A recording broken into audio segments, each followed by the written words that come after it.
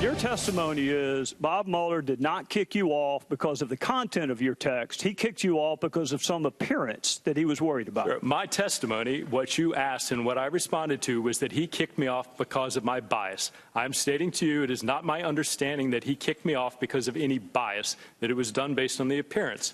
If you want to represent what you said accurately, I'm happy to answer that question, but I don't appreciate what was originally said being changed. I don't give a damn what you appreciate, Agent Strzok. I don't appreciate having an FBI agent with an unprecedented level of animus working on 2 major investigations during 2016. In addition to disappointing the hell out of my Democrat colleagues, that someone who was investigating Russian collusion didn't think there was any there, why would you be concerned? Why would you not be ecstatic that there was no collusion? Why the word concern? Sir, I don't know what I meant. All right, that was more of the fireworks at today's explosive hearings, House hearings, with the disgraced FBI agent Peter Strzok. Joining us now, the man you just saw, House Government and Oversight and Government Reform Committee Chairman, South Carolina Congressman Trey Gowdy. Congressman, good to see you. Welcome back to the program. Thank you. At the heart of this, I think you captured it there, Congressman, and that is a bias, and this man was in the forefront of everything. Do you believe, as I do, that Hillary Clinton had a rigged investigation, that she violated the Espionage Act? It was a big case of obstruction with the emails, deletions, and bleach pit. And do you believe, as I believe, that, in fact, he went after Trump with a vengeance because of a political view that he expressed often? Well, let's take Trump first. Before he ever began investigating alleged collusion between the Trump campaign and Russia, he'd already made up his mind that President Trump would be destabilizing for the country. I mean, think about how serious that word is, Sean. Destabilizing for our country, and he hadn't even begun to interview the first person in August. He said, we'll stop it. We need an insurance policy. And then he began talking about impeachment one day after Bob Mueller's investigation began. So Peter Strzok has a level of bias that would make it impossible for any prosecutor to stand in front of a jury and use him as a witness. On the other hand, while he's convicting Donald Trump before the investigation begins, he's exonerating Hillary Clinton. $100 million to 0 is what the vote ought to be, and he hadn't interviewed her, and he hadn't interviewed 30 other witnesses. Congressman, did you believe his explanation as it relates to his text messages? I did not believe it. I do not believe the American people believe what they saw today. No, the only people who believe his explanation are the 30-some-odd Democrats. Keep in mind, Sean, 60 Democrats have already voted to move forward with impeachment on President Trump, and Bob Mueller had released his first single solitary finding. So they've already made up their minds. Of course, they'd be sympathetic to an FBI agent who's already made up his mind. He's the only person in America who doesn't think he was biased. He's the only person in America that does not understand how incredibly detrimental those texts are to any kind of serious investigation. So, look, I spent 10 hours with him 2 weeks ago, about an equal amount of time today. He just doesn't, he thinks what his personal opinion is what the rest of us call bias. Well, yeah, I guess that's where the smelly people will go to Walmart. And as I mentioned in my monologue tonight, I happen to be one of those people. I like Walmart, and I like Kmart, and I like Costco's, and I like Target. And you can get everything you want there, and you get a pretty good deal at every one of those places. But the more important question, if I remember correctly, you were a prosecutor and you never lost a case. Am I correct in that, sir? I was definitely a prosecutor, yes, sir. I had some good cases. And you never lost a case? I had some very courageous victims and some good cops. So what I want to ask, and this is really important, what I am worried about more than anything else here, if Hillary Clinton is allowed to take things that are subpoenaed and delete them, use bleach pit on the hard drives, have AIDS breakup devices and hammers, and remove SIM cards, and move the Espionage Act, you cannot mishandle or destroy classified or top secret information. Both those things happen.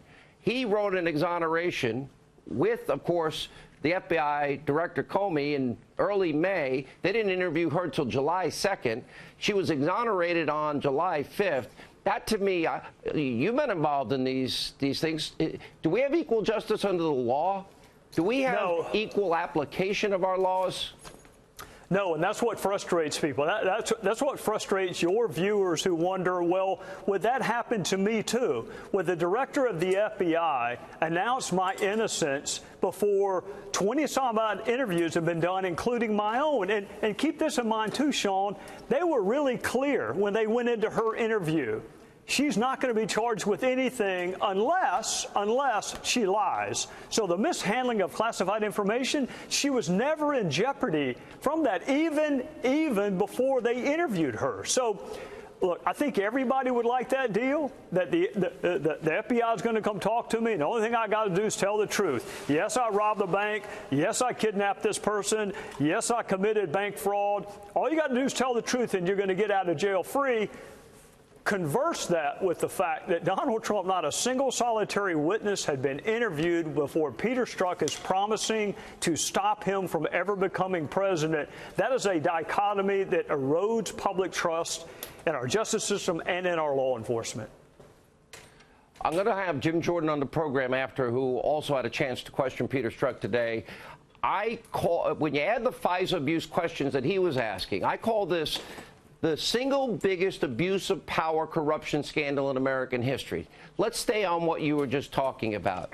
Was Peter Strzok and others, were they abusing their power in an attempt to impact an American election in a way that they saw fit to help one candidate and hurt another candidate? And what does that mean if that can happen in the United States of America, Congressman? Well, a politicization of law enforcement is the end of us. If we begin to view that blindfolded lady holding a set of scales as really having an R or a D on her breastplate, if that's where we are, then we're finished as a republic. I am proud to be on the House Intel Committee, and we've done some really important work on the FISA abuse. It's been a long slog, and we hadn't had a lot of help at times, but Devin has made really good progress on uncovering what went into that FISA application. So I don't know. I know this. I know that there were lots of things that should have been in that application that was presented to the judge that were not. And I know that they decided not to charge her before they interviewed 30 fact witnesses. So if that is not a dichotomy, that we're going to withhold exculpatory information in this case, and we're going to withhold any prospect of prosecution in that case, I don't know how anyone cannot be left with the conclusion that if your name is Clinton, you're going to be treated differently than if your name is Jones or Smith. What you're saying, Congressman, is really scary to me and should frighten every American. I want to ask you one last question. What now? I mean, Hillary Clinton had a rigged investigation. I think the evidence is overwhelming and incontrovertible for obstruction and for the Espionage Act and a number of statutes we laid out here. What happens to her, and what happens to the people that were involved in the exoneration before the investigation to impact a presidential election? Never mind lying to 4 FISA judges to get warrants to spy on Americans and opposition party candidate representatives. Well, Sean, this is where I get myself in a little bit of trouble, because all of the principal decision makers now were put in place by President Trump.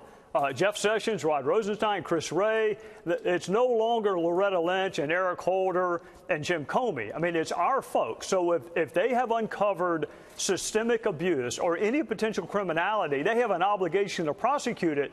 My fear is when you have the head of the FBI stand up in front of the entire world and exonerate her the way Jim Comey did, I don't know a prosecutor in the world that is good enough to win that case. So our opportunity to find out whether or not she violated the Espionage Act, I think Jim Comey ruined that.